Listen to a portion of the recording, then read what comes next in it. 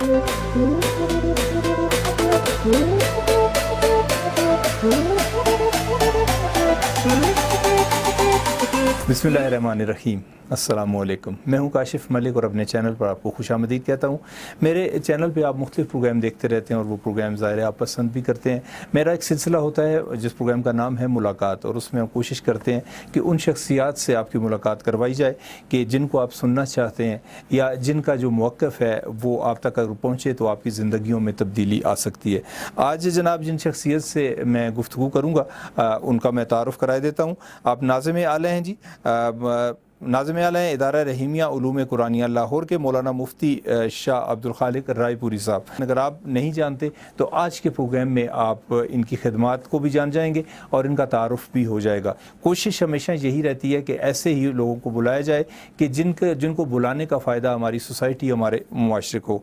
मौलाना मैं आपको इस चैनल पर खुशामदीद कहता हूँ। लंबी तमीद इसलिए नहीं बांधूँगा कि लोगों के पास वक्त नहीं होता सुनने के लिए। आपका जो इदारा है, जो काम आप कर रहे हैं, ये काम कब से जारी है और आपका बुनियादी फोकस क्या है? हमारा इदारा 2001 में कायम हुआ था, आज 22 साल हो गए हैं। हमारे इदारे का बुनियादी मकसद कुरानी उलूम के असास पर अपनी सोसाइटी के इज्तिमाई मामलात पर गौर व फ़िक्र की नौजवानों को दावत देना है। एक ऐसा मुकालमे की दागबेल डालना है जिसमें हम कुरानी तालीमात की रोशनी में अपनी सोसाइटी के सियासी, मुआशी, समाजी और इज्तिमाई मुआशरती मसाइल पर गौर व फ़िक्र कर सकें। सही। हमारे यहाँ जो तालीमी आम तौर पर अंदाज़ और उसलूब है, ख़ास तौर पर मज़हबी तालीमी इदारों का, वो सिर्फ़ इबादात और अखलाकियात तक महदूद है, और वो भी यकीनन हमारी ज़िंदगी का एक अहम तरीन हिस्सा है। हमें इबादात और उसके लिए कोशिश करनी चाहिए, और जो इदारे ये काविश कर रहे हैं सही खतूत पर तो अच्छा काम कर रहे हैं। लेकिन जिस चीज़ की कमी हमारे दीनी तालीमी इदारों में पाई जाती है वो ये कि जो कौमी मामलात हैं और कौम के जो सुलगते हुए मसाइल हैं, मुआशी भूख के, इफलास के, बदअमनी के और सोसाइटी में एक इंतशार के, इस पर कुरानी नुक्ता नज़र से आम तौर पर गुफ्तगू नहीं की जाती। तो हमारे इदारे का फ़ोकस ये है कि हम अपनी ख़ास तौर पर नौजवान नस्ल को ये बावर कराएं कि कुरान हकीम भी इंसानी समाज के मसाइल पर बिला तफरीक रंग नस्ल मज़हब गौर व फ़िक्र की दावत देता है।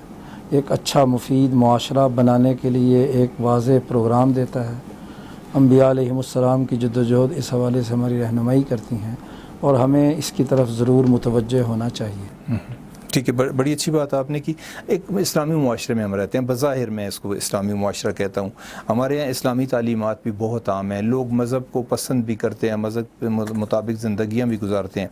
लेकिन मज़हब को उन्होंने सिर्फ नमाज रोज़े की अदायगी तक रख लिया है, हज कर लिया, बाज़ औक़ात ज़कात भी लोग देते हैं, नहीं देते। लेकिन जो हमारे जो तकाज़े हैं, जो आम हमारी ज़िंदगी के जो हमें चैलेंजेस दरपेश हैं, उस पर हमारे मजहबी तबक़ात सामने नहीं आते। फिर हमें मरून मिन्नत होना पड़ता है दूसरी अक़वाम का। मैं साइंस और टेक्नोलॉजी की बात करूँगा, वहाँ पे हमें हमारे दीनी मदरसे जो हैं वो काम नहीं कर रहे, या इसी तरह जो हमारी तहरीक हैं वो साइंस की बात नहीं करती। वो आम तौर पे कहते हैं जी कुफ़ार का मामला है, लेकिन हमें इस्तेमाल उन्हें ज़रूर करते हैं। मैं आपसे बात कर रहा हूँ, कैमरे लगे हुए हैं, माइक लगे हुए हैं, सारा कुछ कुफ़ार ने ईजाद किया है। हम इस तरफ क्यों नहीं आते? अपने बच्चों को टेक्नोलॉजी की तालीम क्यों नहीं देते? देखिए, बड़ी बुनियादी सी बात है कि जब हम एक इस्लामी मुआशरे का इस्तिलाह इस्तेमाल करते हैं तो इस्लामी मुआशरा सिर्फ़ इबादात और अखलाकियात की दुरुस्तगी से ही दुरुस्त नहीं होता। असल बात जो है वो ये है, किसी भी सोसाइटी में वो अथॉरिटी, वो हुकूमत, वो सिस्टम बनाना होता है जिसके ज़रिए से सोसाइटी में तख्लीकी सलाहियतें पैदा की जाएँ, और उसमें सोसाइटी के जो सियासी चैलेंजेस हैं, उसके जो मुआशी चैलेंजेस हैं, उसके जो उस दौर की पैदावारी रिश्तों के तनाजुर में असरी तकाज़े बनते हैं, उनको जब तक एड्रेस ना किया जाए। हमारा नुक्ता नज़र ये है कि हमारे यहाँ के जितने भी तालीमी इदारे हैं, खा वो असरी तालीम के नाम पर हों या इस्लामी या मज़हबी तालीम के नाम पर हों, उनका अलमिया ये है कि वो तख्लीकी काम नहीं करते। हमारे यहाँ निज़ाम तालीम वो रिपीट तो होता है, यानी बाहर का जो भी कोई इल्म है वो हम सिर्फ़ हमारी यूनिवर्सिटियों कॉलेजों में रिपीट होता है, کوئی تخلیقی تشکیلی کام تحقیقی کام نہیں ہوتا.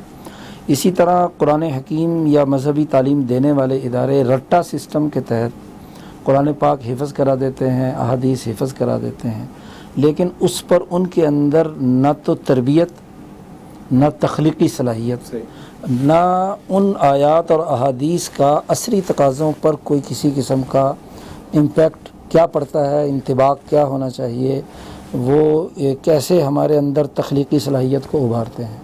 مثلا ہمارے ہاں ریاست مدینہ کا بڑا غلغلہ رہا ہے کچھ عرصے سے، تو ریاست مدینہ میں نبی اکرم صلی اللہ علیہ وسلم نے مدینہ منورہ پہنچ کر زراعت کے نئے طریقے متعارف کرائے، تجارت کے نئے طریقے متعارف کرائے. اسی طرح جو دستکاری تھی اس دور کی جو بھی تھی، اس کے اندر نئی جدتیں پیدا کیں. مدینہ کی ریاست کی معاشی خوشحالی کی بڑی وجہ وہ تجارتی، زرعی اور صنعتی انقلاب تھا جو اس دور کے تقاضوں کے تناظر میں تھا. ظاہر ایک قبائلی سماج تھا تو اسی تناظر میں ہی ہو سکتا تھا. تو یہ تعلیم تھی کہ آج ہمارے دور میں جو چیلنجز درپیش ہیں، اور خاص طور پر صنعتی انقلاب کے آنے کے بعد جو ہمیں چیلنجز آئے ہیں کہ صنعت میں مزدوروں کی تنظیم اور ان کی اجتماعیت سے اپنا قیمتوں میں، چیزوں میں، اشیاء میں یوٹیلیٹی پیدا ہوتی ہے، افادیت پیدا ہوتی ہے، تخلیقی صلاحیتیں آگے بڑھتی ہیں، اور اسی کی وجہ سے معاشی حالت بہتر ہوتی ہے. تو اب یہ علوم ہمارے قومی نظام تعلیم میں سموئے جانے چاہیے. تخلیقی صلاحیتوں کے ساتھ ہم عصری تعلیم حاصل کریں گے، اسلامی تعلیم حاصل کریں گے، قومی حوالے سے تقاضوں کو سامنے رکھیں گے تو مفید نتائج نکلیں گے. صرف رٹا سسٹم کے تحت اخلاقیات کا طوطا بنا دینا یا عبادات کی اٹھک بیٹھک سکھا دینا اور اس کا کوئی اثر ہمارے اجتماعی اخلاقیات پر، ہمارے تخلیقی عمل پر نہ ہو، تو یہ اسلامی تعلیم نہیں ہے. قرآن کو مکمل ضابطہ حیات کہا گیا ہے، لیکن ہم نے طاق پہ رکھا ہوا ہے، یہ یاد کرا دیا ہے کسی کو جو پڑھ رہا ہے اسے خود نہیں پتہ اس کا مطلب کیا ہے. وہ آپ نے کہا کہ رٹا سسٹم، لیکن یہ کہ یہ ذمہ داری اب ہم یہ توقع تو ہم ان حکمرانوں سے نہیں کر سکتے کہ جنہوں نے اس سسٹم کو قبول ہی نہیں کیا. وہ اقتدار کے لیے مختلف اسکولوں میں جاتے ہیں، یونیورسٹیوں میں جاتے ہیں، وہ جیسے آپ نے کہا کہ وہ ڈیوائڈ اینڈ رول والا سلسلہ ہے. لیکن ہمارے جو مدرسے، جو تعلیمی ادارے ہیں، جو بڑے تعلیمی ادارے ہیں، میں اسلامک یونیورسٹی کی بات کر لوں، میں جماعت اسلامی کے بہت بڑے بڑے ادارے کام کر رہے ہیں، لیکن وہاں بھی یہ سلسلہ ہو نہیں سکا کہ جو جدید عصری تقاضے ہیں ان کے مطابق تعلیم دی جائے. دیکھیے، تخلیقی کام کے لیے بہت زیادہ وسائل کی ضرورت ہے. میرے اپنے ایک دوست کشمیر کے، وہ پوسٹ ڈاکٹریٹ امریکہ سے کر کے آئے. اب وہاں تو تمام ان کے پاس انسٹرومنٹ بھی تھے، اب اپنا صنعتی، اور ان کا پورا ایک سیٹ اپ تھا جو کروڑوں اربوں میں ہے. یہاں آئے تو یہاں انہوں نے مختلف یونیورسٹیوں میں، حتیٰ کہ لمز میں بھی اپلائی کیا. انہوں نے کہا جی یہ سبجیکٹ ہمارے ہاں نہیں ہے، کیونکہ اس کے لیے جو وسائل درکار ہیں وہ ہمارے پرائیویٹ ادارے کے پاس نہیں ہے، حالانکہ کتنی ان کے پاس آمدنی ہے. یہ کام اسی لیے تخلیقی کام ہمیشہ حکومتوں کے ماتحت ہوتے ہیں، چاہے مسلمانوں کے غلبے کی حکومت کو کہ دیکھو ہارون الرشید، مامون الرشید، خلفاء کے زمانے کے جو حکمرانی کا نظام رہا ہے، وہیں رصد گاہیں بنی، وہیں سائنسی علوم نے فروغ پایا، وہیں سائنسدانوں نے یونانی علوم کو ترجمہ کیا، اور اس کے نتیجے میں نئی نئی تخلیقات اور نئی نئی ایجادات ہوئی. آنکھوں کے ماہرین پیدا ہوئے، دل کے ماہرین پیدا ہوئے، جسم کے مختلف شعبوں کے. تو اس کے لیے بہت بڑے وسائل کی ضرورت ہوتی ہے. جو چھوٹا تعلیمی ادارہ ہوگا یا فرقے کی بنیاد پر بنا ہوا ہوگا، وہ فرقے کی جو خصوصیات ہیں وہ تو سکھا سکتا ہے. پگڑی کیسے پہننی ہے، حلوہ کیسے کھانا ہے، ہاں جی، نماز کیسے پڑھنی ہے، اخلاقیات پر گفتگو کیسے کرنی ہے، ہاں جی، کس کے سلام کا جواب دینا ہے، کس کا جواب نہیں دینا، یہ بتا سکتا ہے. کس کے پیچھے نماز پڑھنی ہے، کسی کے نہیں پڑھنی. تو یہ جو تقسیم کا عمل تبھی ہوتا ہے. دیکھیے، میں ایک مثال دیا کرتا ہوں کہ ایک جج کے سامنے دو وکیل اپنا اپنا موقف پیش کرتے ہیں. دونوں اسی قانون کے ماہر ہوتے ہیں، لیکن تعبیر مختلف ہوتی ہے، کیس کو اپنے رخ پر لے جانا چاہتے ہیں. اگر کوئی اس کے فیصلہ کرنے والا نہ ہو تو یہ وکیل باہر کھڑے ہو کر ممبر پر شور مچائے، اپنے پوائنٹ آف ویو سے آئین کی تشریح کرے، دوسرے. تو کچھ دنوں کے بعد دونوں کے ساتھ کچھ لوگ جمع ہو جائیں گے، ایک فرقہ یہ ہوگا، ایک فرقہ یہ ہوگا. اب دونوں اگر عدالت اتھارٹی کے سامنے پیش ہیں، دونوں نے اپنا موقف پیش کیا، عدالت نے رولنگ دے دی باہر نکلیں گے کوئی اختلاف نہیں ہوگا. پارلیمنٹ میں مختلف لوگ ہیں، اپنے اپنی ویو دیتے ہیں، اپوزیشن اپنی بات کر رہی ہے، حکومت اپنی بات کر رہی ہے، اسپیکر نے رولنگ دے دی، معاملہ ختم ہو گیا. یہ انگریز سامراج کے زمانے میں جب مذہبی اس کی تشریحات آئیں تو ہماری حکومت تو تھے نہیں، جی کوئی اتھارٹی موجود نہیں تھی جو ان کے اختلاف کے حل کرنے کی طرف کوئی جائے. تو جو اور یہ تخلیق کار میں اختلاف ہوا کرتا ہے، اختلاف بری بات نہیں ہے، اختلاف سے مختلف پوائنٹ آف ویو سامنے آتے ہیں، لیکن ان کو سم اپ کرنے کی اتھارٹی ہونی ضروری ہے. اسی لیے اسلام میں حکومت کا قائم کرنا یہ فرائض میں سے اسی لیے ہے کہ اختلافی معاملات فرقوں میں نہ بڑھ جائیں. اب اگر دیوبند والوں نے اگر ایک تشریح کی تو اس اور بریلوی حضرات نے مثلا ایک تشریح کی تو ان دونوں میں فیصلہ کرنے والی کوئی حکومتی اتھارٹی نہیں تھی تو وہ بھی فرقہ بن گیا، وہ بھی فرقہ بن گیا. تو بڑی بنیادی بات ہمیں یہ سمجھنی چاہیے کہ ہر معاملے میں زوال پذیر قوموں میں کوئی اتھارٹی نہ ہو، اور اتھارٹی غیر ملکی ہو یا ان کے زیر اثر ہو یا مفاد پرست لوگوں کی ہو جو چاہتے ہوں کہ یہ لڑتے رہیں اور ہماری طرف توجہ نہ دیں، تو اس سے مسئلے کا حل نہیں ہوگا. ایک آپ قوم کا لفظ بار بار استعمال کر رہے ہیں، آپ کے نزدیک قوم مسلمان قوم کی آپ بات کر رہے ہیں یا پاکستانیوں کی بات؟ کسی بھی جغرافیائی حدود میں بسنے والی بلا تفریق رنگ، نسل، مذہب جو انسانی آبادی بس رہی ہے وہ ایک قوم ہے، اور اس کی سب سے بڑی دلیل ریاست مدینہ ہے. ریاست مدینہ ایک آئین کے تحت بنی تھی جس کو میثاق مدینہ کہا جاتا ہے. میثاق مدینہ 53 دفعات پر مشتمل ہے. ان دفعات میں سے دفعہ نمبر 24 یا 25 ہے جس میں نبی اکرم صلی اللہ علیہ وسلم نے یہودیوں کے بارے میں لکھا کہ عربی کے الفاظ ہیں انا یہود بنی عوف امتم مع المؤمنین، بنی عوف کے یہودی مسلمانوں کے ساتھ مل کر ایک امت ہیں، ایک قوم ہے. حضرت نوح علیہ السلام نے اپنی کافر قوم سے کہا تھا یا قومی، ہے میری قوم. تو وہ قوم عقیدے کی تھی یا نسل کی تھی؟ نسل کی تھی. جی. حضرت ہود علیہ السلام نے کہا اے میری قوم. جی. اسی طرح حضرت صالح علیہ السلام نے کہا، حضرت ابراہیم علیہ السلام، انبیاء موسیٰ علیہ السلام نے کہا. تو یہ تمام انبیاء کی تاریخ جو قرآن بیان کر رہا ہے، قوم کی تعریف، وہ کسی جغرافیائی حدود میں بسنے والے ایک نسل، ایک زبان اور ایک معاشی مفادات کے تحت رہنے والوں کو کہا گیا ہے. آپ نے بات کی جب ظاہر تعلیم کے لیے وسائل کی ضرورت ہے اور ہمارے ملک کے وسائل ذرا گورنمنٹ کے پاس ہوتے ہیں. اب گورنمنٹ کو چند ادارے جو ہیں وہ تو وسائل پہ قابض ہیں اور وہ ڈرا کے رکھا ہوا ہے انہوں نے ہم سب کو جی آپ کو کوئی کھا جائے گا، ہم نہیں ہوں گے. تو اب دور ایک ایسا آ رہا ہے کہ لوگ اب سوال بھی کر رہے ہیں، سوشل میڈیا کے تھرو بھی سوال سامنے آ رہے ہیں کہ بھئی ہمیں اب جو انویسٹمنٹ کی تعلیم پہ ضرورت ہے اور باقی چیزوں پہ ضرورت ہے کہ لوگوں کو تعلیم بھی دے، تربیت بھی دے. تو ہمیں کوئی خطرہ ہے کسی سے؟ کہ ہمارا مسئلہ نظام ہے. جی ہاں، یہ مورے تو بدلتے رہتے ہیں. حکومت تو اس کے بجائے وہ آ جائے، تیسری آ جائے، چوتھی آ جائے، سب ایک جیسے. یہ نظام وہ ہے ہمارا سیکورٹی کا، دفاع کا، عدالت کا، سیاست کا، پارلیمنٹ کا، تعلیم کا، مالیاتی سسٹم کا، وہ ہے جو غلامی کے زمانے میں برطانوی سامراج نے ہم پر مسلط کیا تھا. اور وہ نظام نہ برطانیہ میں ہے، نہ یورپ میں ہے، نہ امریکہ میں ہے، نہ روس میں ہے، نہ چین میں. غلاموں کے لیے تخلیق کیا تھا. اور ہمارے اس 45 کے بعد جب سے IMF ورلڈ بینک بنا تو جدید نو آبادیاتی دور میں اس کا سربراہ برطانیہ کے بجائے امریکہ بن گیا. تو اب امریکہ کے زیر انتداب ہم جدید نو آبادیاتی دور میں ہیں.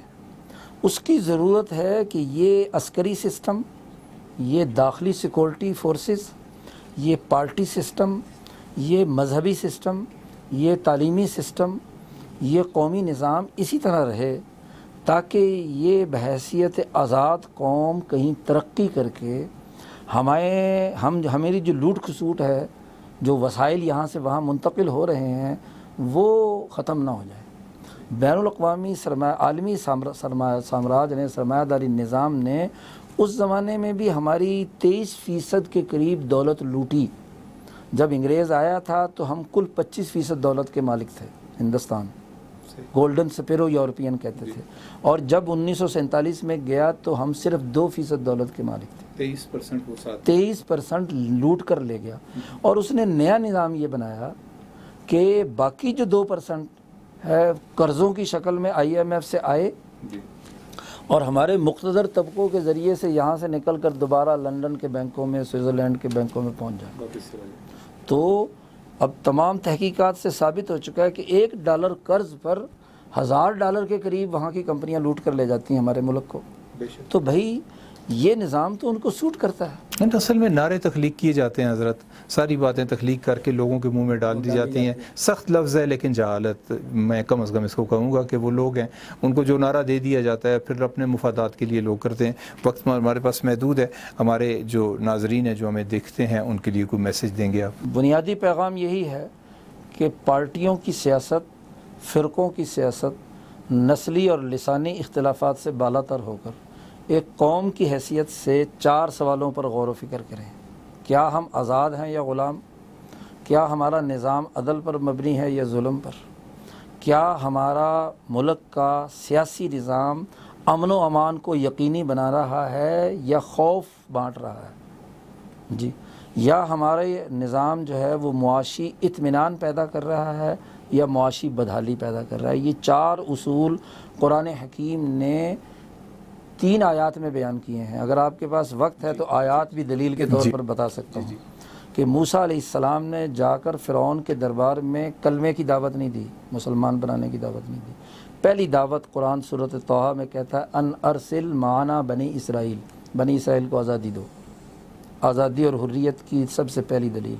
دوسری بات اللہ پاک نے کہا تمام انبیاء ہم نے بھیجے دنیا میں. سورۃ الحدید کے آخری رکوع کی پہلی آیت ہے، آخری آیت ہے کہ لقد ارسلنا رسلنا بالبینات، ہم نے رسول بھیجے ان پر کتابیں نازل کی اس لیے کہ لیقوم الناس بالقسط، کہ تمام انسانیت عدل پر قائم ہو جائے. انسانیت کا ہے، مسلم کی بات نہیں، مومن کی صرف بات نہیں کی، پوری انسانیت. دوسری امن کے حوالے سے آیت ہے سورۃ النحل کی، ضرب اللہ مثلا قریۃ کانت آمنۃ.